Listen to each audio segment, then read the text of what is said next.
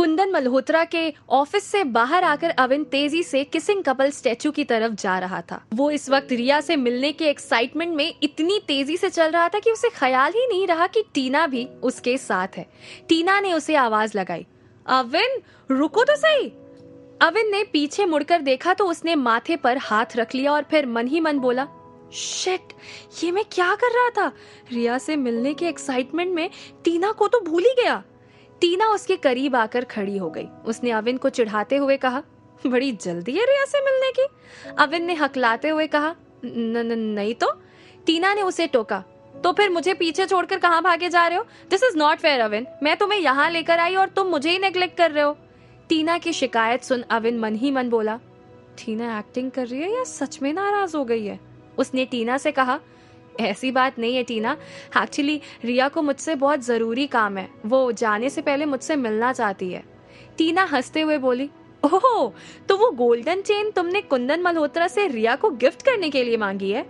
अविन ये सुनकर खुद से बोला, ये तो पीछे ही पड़ गई। अब इसे कैसे बताऊं कि रिया से भी इम्पोर्टेंट मेरी लाइफ में मेरा वॉलेट है।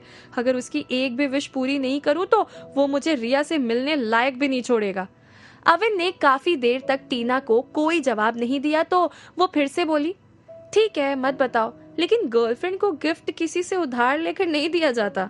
अविन ने इरिटेट होकर कहा, टीना तुम गलत समझ रही हो, मेरे और रिया के बीच ऐसा कुछ भी नहीं है। टीना मन ही मन अविन की ये बात सुन हंसती। उसने अविन से कहा, मैं तो ऐसा कुछ भी नहीं समझ रही हूँ अविन। तभी अविन का फोन बज गया। ये रिया का ही कॉल था। अविन मोबाइल स्क्रीन पर उसका नाम देखकर मन ही मन बोला, इसमें थोड़ा भी पेशेंस नहीं है। अविन ने जल्दी से कॉल उठाया और बोला, रिया 2 मिनट बस आया। और फिर रिया की बात सुने बिना ही उसने कॉल कट कर दिया। उसने टीना को देखा। टीना उसे देख मुस्कुरा रही थी। टीना ने उससे कहा, गो fast, she is waiting for you, मैं तुम्हारा एग्जिट गेट के पास वेट करूंगी। अविन ने ये सुन मन ही मन कहा, टीना इज रियली वेरी अंडरस्टैंडिंग। वो तेजी से वहां से जाने लगा। तभी टीना ने उसे आवाज लगाई, अविन मुझे थैंक्स तो कहते जाओ। अविन ने पीछे मुड़कर टीना को देखा और मुस्कुराते हुए कहा, थैंक्स। रिया किसिंग कपल स्टैचू के पास खड़ी थी। उसने अविन को दूर से अकेले आते हुए देखा तो मन ही मन बोली, चलो अविन में इतनी समझ तो है, टीना को साथ लेकर आता तो मैं इसे कुछ कह ही नहीं पाती। अविन तेजी से चलकर उसके पास आया और हाँफते हुए बोला, सॉरी रिया। रिया ने उसे मुस्कुरा कर देखा और कहा, इट्स ओके अविन। अविन ने उससे पूछा, तो तुम कुछ कहना चाहती थी मुझसे, क्या बात है, सब ठीक तो है ना? अंकल कैसे हैं? रिया अविन के ढेर सारे सवाल सुन हंस दी। वो बोली, सब कुछ ठीक है, डैड तुम्हें बहुत याद करते हैं। ठीक उसी वक्त सिंह रिया को ढूंढते हुए वहां आ गया। उसने रिया को अविन के साथ देखा तो उसका गुस्सा 7वें आसमान पर पहुंच गया। उसने रिया को गुस्से से घूरा और ऊंची आवाज में बोला, मिस नेगी, तो ये है आपका वॉशरूम? ये सुन अविन ने सिंह को स्ट्रेंज लुक दिया और रिया की तरफ देखा। रिया ने एटीट्यूड के साथ सिंह को जवाब दिया, तो आपको मुझ पर विश्वास नहीं है मिस्टर सिंह? मैं वॉशरूम से आ रही हूँ। अविन यहाँ दिखाई दिया तो जाने से पहले मैं उसे बाय कहने रुक गई। आपको इसमें भी प्रॉब्लम है? सिंह ने रिया की बात सुन अविन को घूरा और मन ही मन बोला, ये चिकना साला इसका पीछा ही नहीं छोड़ता। लगता है इसके कॉलेज के अरमान अधूरे रह गए, तभी तो अब भी इसके आगे पीछे घूमता रहता है। फिर उसने रिया से कहा, जो भी हो उसे निपटाकर फौरन बाहर आओ, हम इसी वक्त वापस दिल्ली जा रहे हैं। रिया ने सिंह को वियर्ड लुक दिया और बोली, ठीक है। सिंह ने वहां से जाते हुए एक बार फिर से अविन को घूरा और खुद से बोला, इस नेकी को मुझे उसके इस बॉयफ्रेंड से दूर करना होगा, ये साला बड़ा चालू नजर आता है। तभी अविन ने रिया से कहा, तुम्हारा बॉस बड़ा ही खड़ूस है। रिया हंसते हुए बोली, उसे बॉस मानता ही कौन है? अविन ये सुन मुस्कुरा दिया और बोला, by the way I like your guts, तुम मिस्टर सिंह को मुंह पर सुना देती हो, मैं तो मेरे खड़ूस बॉस के सामने एक शब्द नहीं बोल पाता। रिया ने अविन को स्माइल दी और बोली, ऐसा करने का ट्राई भी मत करना अविन, लड़कों के लिए उनके बॉस का रिएक्शन लड़कियों के कंपेयर में कुछ और ही होता है। लड़कियां जितनी आसानी से अपने बॉस को हैंडल कर सकती हैं वो लड़के कभी नहीं कर सकते। 2 दिन में ही तुमने ये एक्सपीरियंस कर लिया? अविन को हंसी आ रही थी। तभी रिया उससे बोली, सिर्फ 2 दिन नहीं, यूएस में स्टडी के साथ समर वेकेशन में पार्ट टाइम जॉब भी करती थी मैं, और ये एक्सपीरियंस वहीं से आया है। फिर अविन ने उसे याद दिलाते हुए कहा, ये तुम्हारे बॉस ने बीच में टपक कर हमारा डिस्कशन किसी और डायरेक्शन में डाइवर्ट कर दिया, तो मुझे कुछ कह रही थी, बताओ क्या बात है? रिया ने उससे कहा, अरे हाँ, डैड चाहते हैं कि तुम डिनर पर किसी दिन हमारे यहाँ आओ। अविन रिया की बात सुनकर मन ही मन खुश होकर बोला, अविन तेरी गाड़ी तो सही ट्रैक पर जा रही है यार, जल्दी से हाँ कह दे। अविन ने पूछा, डिनर पर कब? रिया ने कहा, जब भी तुम फ्री हो, वैसे सैटरडे एंड संडे मेरा ऑफ रहता है। अविन ने जल्दी में कहा, तो नेक्स्ट सैटरडे कैसा रहेगा? तभी रिया ने मन ही मन कुछ सोचा और फिर अविन से बोली, नेक्स्ट सैटरडे तो मैं दिल्ली में नहीं हूँ, व्हाट अबाउट दिस सैटरडे? ये सुनकर अविन मन ही मन बोला, इस सैटरडे तो मॉम को दिल्ली घुमाने का प्रॉमिस किया है, उस दिन रिया के साथ डिनर का प्लान थोड़ा हेक्टिक हो जाएगा।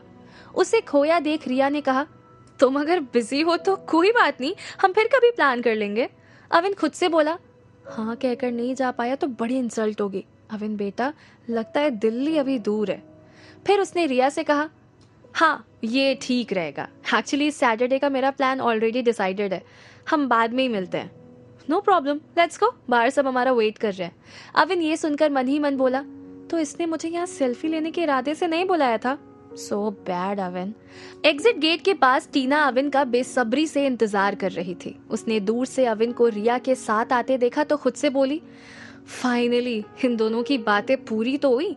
अविन ने टीना के पास आकर कहा, सॉरी टीना, तुम्हें इंतजार करना पड़ा।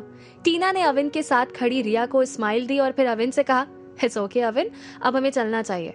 इस पर अविन ने कहा, हाँ मेरा काम तो हो गया, पर शायद रिया को कल फिर से वापस आना पड़े। अविन की बात सुन टीना ने रिया से पूछा, तो तुम लोग वापस दिल्ली जा रहे हो? रिया ने कहा, हाँ थोड़ी देर पहले मिस्टर शर्मा यही कह रहे थे। एक ही दिन की तो बात है, किसी होटल में स्टे कर लेते, ट्रैवलिंग में इंसान कितना थक जाता है। टीना का रिएक्शन देख रिया हंस दी और बोली, हम लोग पूरे 30 लोग हैं, इतने लोगों का होटल का खर्चा कंपनी को महंगा पड़ेगा। टीना कुछ सोचते हुए बोली, वो बात भी है। अरे हाँ, तुम एक काम कर सकती हो। रिया ने हैरानी से पूछा, क्या? तुम अविन की फ्रेंड हो, अविन मेरे घर पर ही रुका है, तुम भी आज मेरे घर पर ही रुक जाओ। टीना का प्रपोजल सुन अविन ने मन ही मन कहा, हाउ स्वीट ऑफ यू टीना। लेकिन तभी रिया ने टीना को मना कर दिया। उसने कहा, थैंक्स टीना, बट मुझे वापस जाना होगा, डैड घर पर अकेले हैं, मैं उन्हें रात को अकेला नहीं छोड़ सकती। टीना ने अफसोस जताया और बोली, ओके चलो कोई बात नहीं, हम फिर मिलेंगे। रिया ने उन दोनों से कहा, okay then bye, it was really nice meeting you Tina. तभी अविन ने कहा, चलो गेट तक हम भी साथ ही आते हैं। गेट के बाहर खड़े सिंह ने रिया और टीना को अविन के साथ हंसते हुए आते देखा तो वो मन ही मन चिढ़ गया और फिर धीरे से बोला, रिया के इस बॉयफ्रेंड की तो चांदी ही चांदी है, एक साथ दो दो सुंदर लड़कियों के साथ फ्लर्ट कर रहा है साला। ठीक उसी वक्त कुंदन मल्होत्रा की कार वहां से निकली। उन्होंने अविन को देखकर कार रुकवा दी और विंडो से हाथ बाहर निकालकर उसे इशारा किया, अविन। कुंदन मल्होत्रा की आवाज सुन वहां खड़े सभी लोगों की नजरें अविन पर जाकर टिक गई। रिया ये देख मन ही मन बोली, तो अविन सच ही कह रहा था, वो सच में कुंदन मल्होत्रा को जानता है, लेकिन ये मल्होत्रा ने गले में पट्टी क्यों बांध रखी है? तभी अविन ने कुंदन मल्होत्रा की तरफ देखा और उनके पास आकर बोला, भाई। कुंदन मल्होत्रा ने अविन के साथ खड़ी रिया पर नजर डाली और उसे कॉम्प्लीमेंट दिया, परफेक्ट चॉइस। अविन ये सुनकर रिया के सामने एम्बैरेसमेंट फील करने लगा। उसने मन ही मन सोचा, रिया के सामने ये क्या कह दिया भाई ने। लेकिन तभी रिया ने कुंदन मल्होत्रा के इस कॉम्प्लीमेंट पर रिएक्ट किया, थैंक्स मिस्टर मल्होत्रा। कुंदन मल्होत्रा ने अविन से कहा, ओके भाई, कोई काम हो तो अपने इस बड़े भाई को जरूर याद करना। तभी रिया ने सोचा, कुंदन मल्होत्रा को चोरी के उस आइटम्स के बारे में जरूर पता होगा, तो वो अविन से इस बारे में कुछ कहने जा ही रही थी कि अविन ने कुंदन मल्होत्रा से कहा, भाई एक हेल्प की जरूरत तो अभी ही है। कुंदन मल्होत्रा ने जल्दी से कहा, हाँ हाँ श्योर। अविन ने रिया को देखा और फिर मिस्टर मल्होत्रा से कहा, चोरी के जो आइटम्स आपकी एग्जीबिशन में डिस्प्ले होने वाले थे वो एक्चुअली मेरी फ्रेंड रिया नेगी के ऑर्गेनाइजेशन से ही रिलेटेड है। कुंदन मल्होत्रा ने चौंक कर रिया को देखा और पूछा, which organization? Indian antique cultural firm.